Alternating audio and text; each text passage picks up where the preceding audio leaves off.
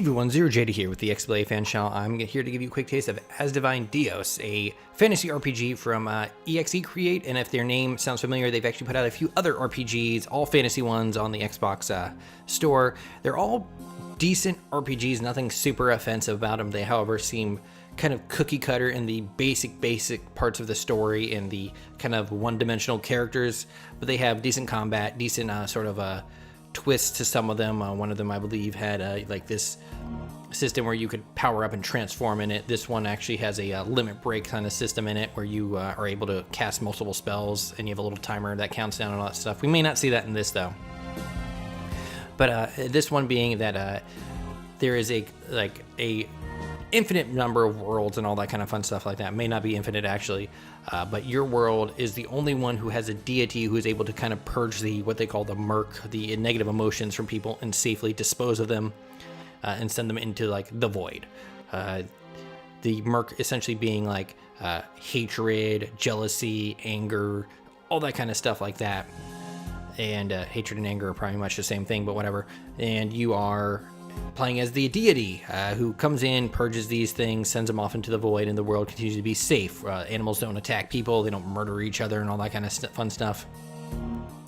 But what happens in this is that some guy kind of shows up and starts attacking these world trees and disrupts the flow of the Murk, which makes it go and infect animals, and then they are attacking you and probably other people.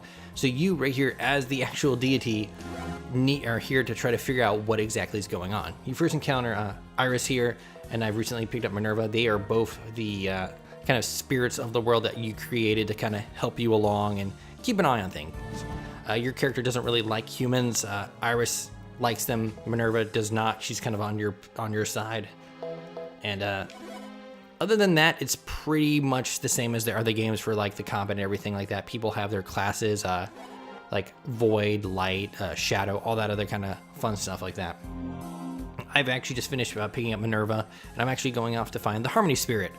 I want to show off something I find very amusing. Watch the bottom right of the corner of the screen. Oh. Anyway, well, here's combat. So, combat is like the other ones. You can do auto attack or semi-auto, which is going to recommend an attack. As you can see, I can attack, I can use magic, I can use skills, items, or guard. Unison, I believe, is just going to be combining attacks and doing multiple attacks at once. We're just going to fight these guys. I recently got some pretty powerful weapons. We're just going to hit Y and go with it. As you can see in the bottom, turn order, nothing crazy.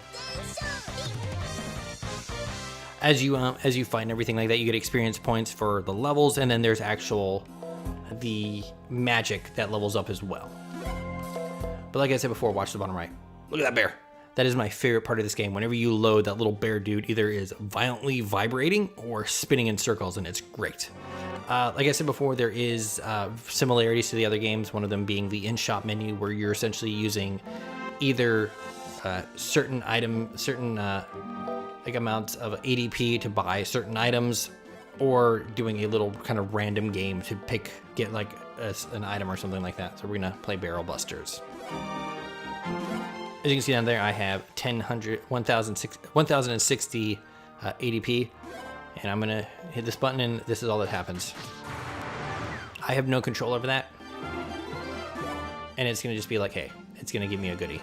And that's how I've been getting really good weapons. I've just been getting really lucky. So that has a chance to sleep them, but other than that, nothing really. I could probably show off the weapon upgrading. So there is weapon upgrading. You take a weapon like that one, and then you pick like, hey, I want to feed the saber and then this into it, confirm it, and it's just gonna get stronger. And then there is the transfer effect one, which is essentially base weapon. I want to like move a status effect to another weapon. I can't do it now, but I could probably move that sleep effect to another weapon and then inflict sleep. Very basic stuff. Other than that, it's very bog standard RPG kind of stuff.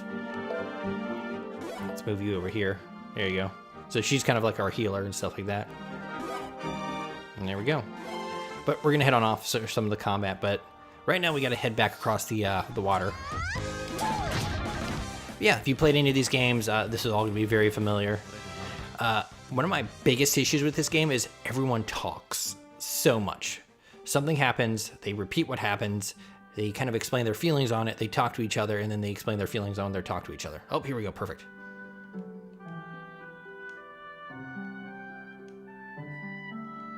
These two hate each other. Very cliche. But if you need like a decent RPG to just play and waste some time, these are all competent, not terrible RPGs. They do have a difficulty spike at the boss, so you have to do some good old-fashioned grinding. Only maybe 1 or 2 levels, maybe 3 or 4 if it's you've kind of skipped battles, but it's never been like I've never been one-shotted by a boss. I'm not terribly far in, but yeah. And I have it on good authority that the next spirit is also a lady. So Iris apparently like knows everyone, even though she's supposed to be taking care of her tree. She seems to sneak off a lot, which is part of her character. She is very excitable. She tried to tackle Minerva when we first met her. Minerva dodged her. She slammed into a wall. Very typical like anime stuff.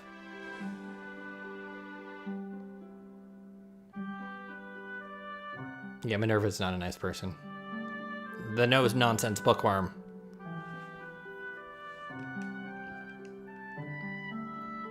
In towns, there are shops and an inn.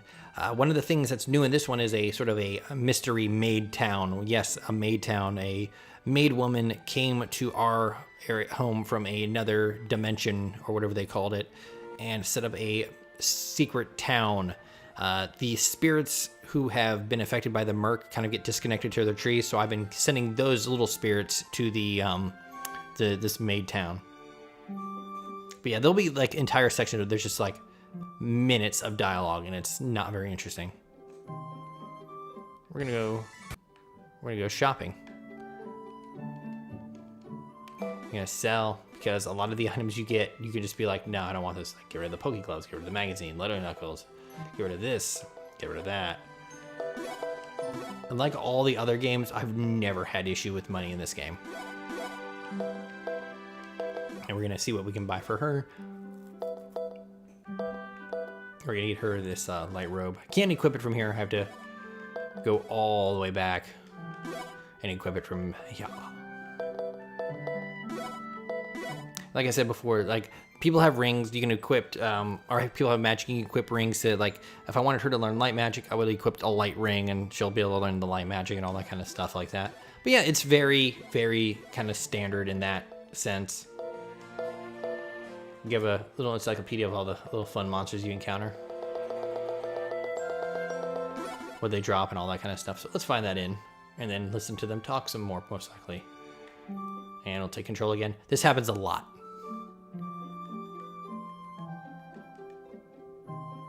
Yeah, there's just lots of this.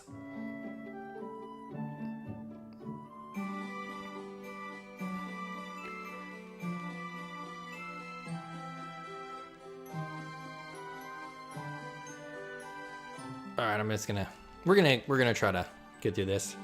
But yeah, there's a lot of talking and there's a lot of downtime versus the other ones, or at least what I remember of the other ones. We'll leave the town and do some combat.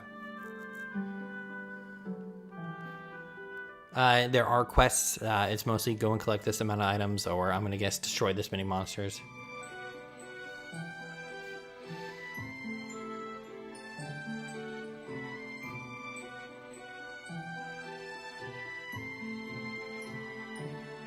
Blah, blah, blah, blah.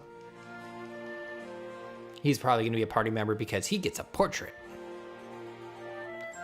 But yeah, this has very much been like the slow plotting. It is kind of boring, even with the combat. Like, it is a decent RPG, but maybe it's because I played the other ones that I've played this before. All right, come on. I really want to...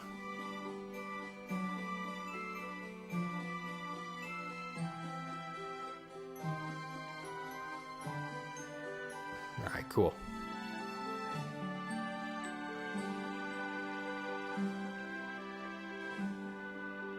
Yeah. Then you have to talk to them and raise trust. This wasn't another one of those. You did more trust stuff, you unlocked fun stuff.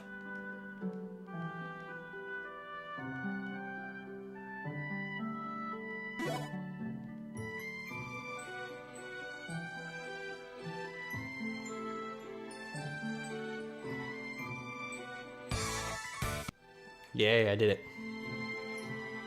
I'm just gonna skip finding Iris.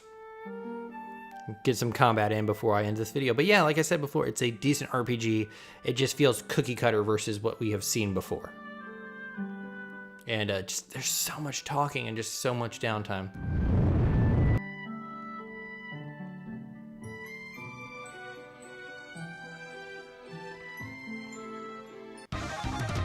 There we go, combat time, maybe.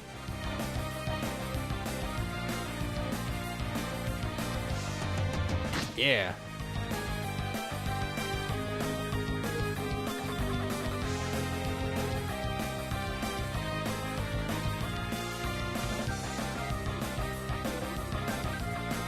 Hey, everyone's gonna show up and we're gonna fight. Yay!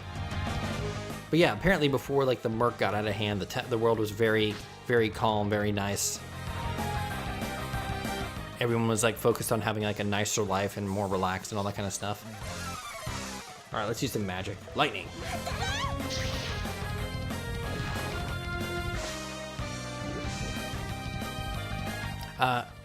Health and magic and BP, which you use for like skills and stuff, do not come back in the end of battle. One of their games did that and it made it insanely easy.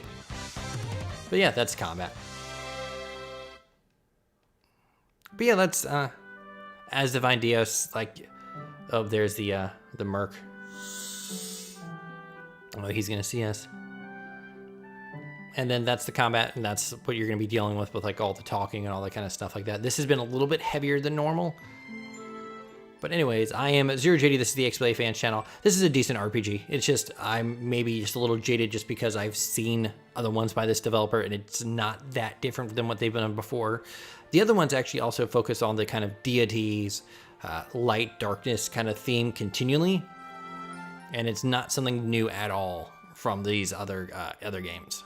But I am ZeroJD. This is the XBLA Fan channel. It's good. It's a good RPG, decent. It's just, again, a little talk heavy. I am ZeroJD. This is the XBLA Fan channel. Thank you very much for joining me. Have a nice day. Bye.